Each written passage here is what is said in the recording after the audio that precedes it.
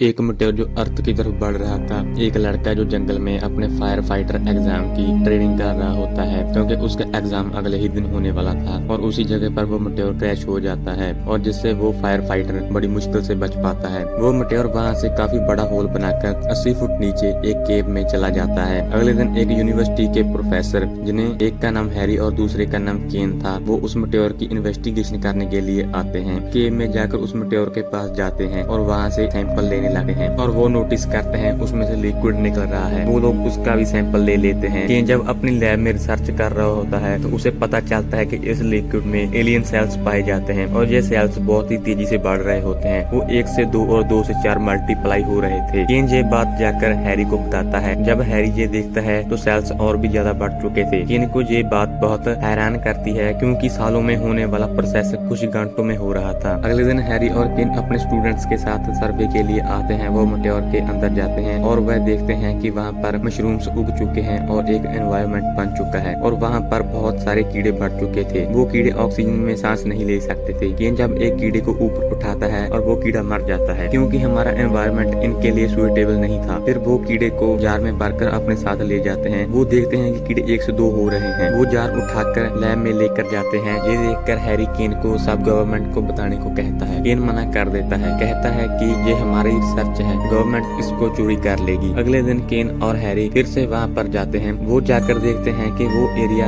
अब US army के under है और उन्होंने इसे सील कर दिया है। और फिर केन जनरल के पास जाता है। केन और जनरल एक दूसरे को जानते थे, क्योंकि केन पहले मिलिट्री रिसर्च में काम करता था। उसे वहाँ से निकाल दिया गया था। आर्मी वालों ने केन कंप्यूटर को हैक कर लिया था। उन्हें वहाँ से इस मीटेर के बारे में पता चलता है। इस सब में उनका साथ एक लेडी डॉक्टर दे रही थी, जिसका नाम एलिसन था। एलिसन केन और हैरी को कहती है, तुम्हें इतनी बड़ी डिस्कवरी को छुपाना नहीं चाहिए था। हैरी और केन कहते हैं कि ये डिस्कवरी हमारी है, जिसका उन्हें क्रेडिट मिलना चाहिए। जनरल उन्हें साफ साफ मना कर देता है, कहता है अब इस जगह से तुम्हारा कोई लेना देना नहीं है और तुम यहाँ से जाओ और तुमने जो सैंपल लिए हैं उन्हें भी तुम वापस कर दो। केन और हैरी वहाँ से चले जाते हैं और अपने राइट्स के लिए कोर्ट में जाते हैं। वहाँ ये बात रिवील होती है, जब केन आर्मी में था तब उसने एक वैक्सीन बनाई थी जिससे सोल्जर्स को साइड इफेक्ट हुआ था, जिसके कारण उसे निकाल दिया गया था। इसके कारण वो केस हार जाते हैं। जब वो लैब में जाते हैं वो देखते हैं कि उनके सारे सैंपल चोरी हो चुके थे, जो जर्नल ने चोरी करवाए थे। उन लोगों को बहुत गुस्सा आता है और वो वेश बदल कर मीटेर वाले आर्मी कैंप में चले जाते हैं और फिर ये दोनों स्पेशल सूट पहनकर लिफ्ट के द्वारा मीटेर के पास जाते हैं। वो जाकर देखते हैं कि वहाँ पर बहुत सारे नए एलियन कीड़े होते हैं और वो जगह एक जंगल की तरह लग रही थी। वहाँ पर कलरफुल एलियन थे। डॉक्टर एलिसन इन्हें देख लेती है और उन्हें रोकने के लिए वहाँ पर जाती है। मच्छर जैसे दिखने वाला एलियन कीड़ा हैरी का सूट काट कर उसकी स्किन में घुस जाता है। हैरी को हॉस्पिटल ले आया जाता है। डॉक्टर उस मच्छर को बाहर निकाल देता है। उसके बाहर निकालते ही वो मच्छर मर जाता है। केन और हैरी डॉक्टर एलिसन से बात कर रहे होते हैं और डॉक्टर बताती है कि उनकी लैब की चोरी के बारे में उसे कुछ नहीं पता। केन और एलिसन एक दूसरे को अच्छी तरह से जानते थे, इसलिए वो हैरी और केन को अरेस्ट नहीं करवाती। इसके बाद वो फायर फाइटर वाला लड़का पार्टी में ड्रिंक सर्व कर रहा होता है। बाद में वो अमीर आदमी अपनी गर्लफ्रेंड से मिलने के लिए बाहर एक तालाब के पास जाता है। वहाँ एक मगरमच्छ जैसा दिखने वाला एलियन उसको मार देता है। अगले दिन जब हैरी और केन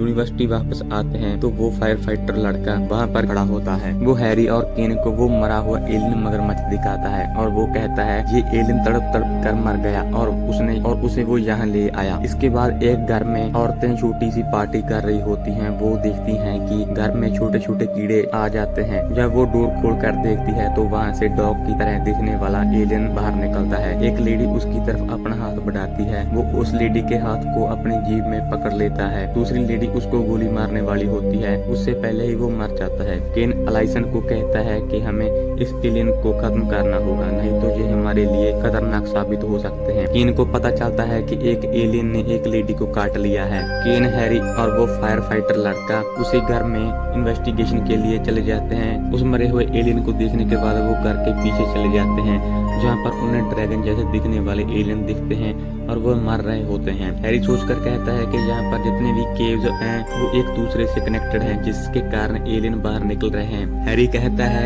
ये हमारे एनवायरनमेंट में सांस नहीं ले सकते, इसलिए वो बाहर निकलते ही मर जाते हैं। फिर एक एलियन वहाँ पर कांपते हुए खड़ा होता है और वो अंडा बाहर निकल कर मर जाता है। अंडे से उसके जैसा दिखने वाला एलियन निकलता है।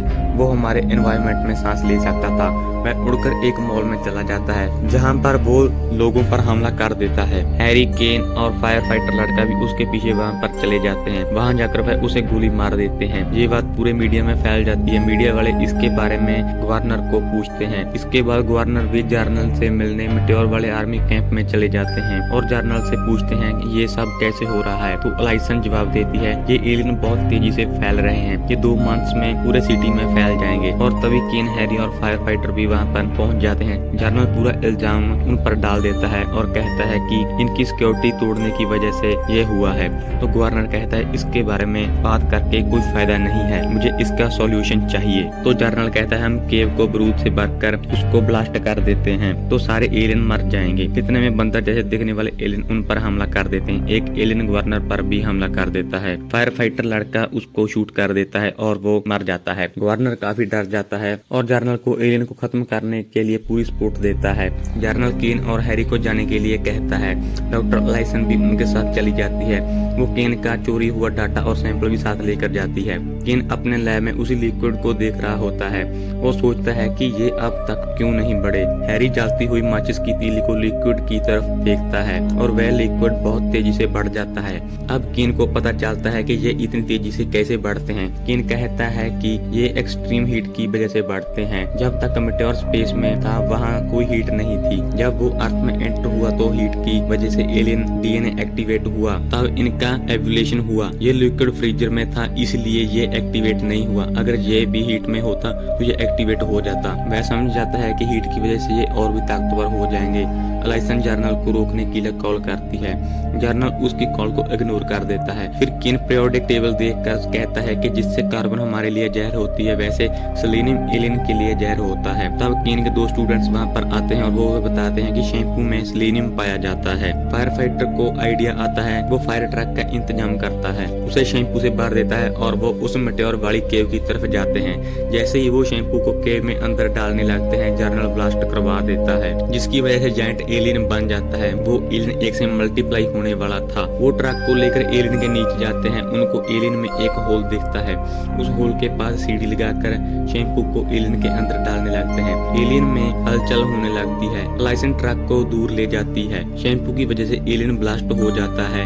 इसके बाद गवर्नर इनको अप्रिशिएट करता है और उनको हीरो कहता है और फायर फाइटर को फायर ब्रिगेड में जॉब मिल जाती है। इसके साथ ये मूवी यहीं समाप्त हो जाती है।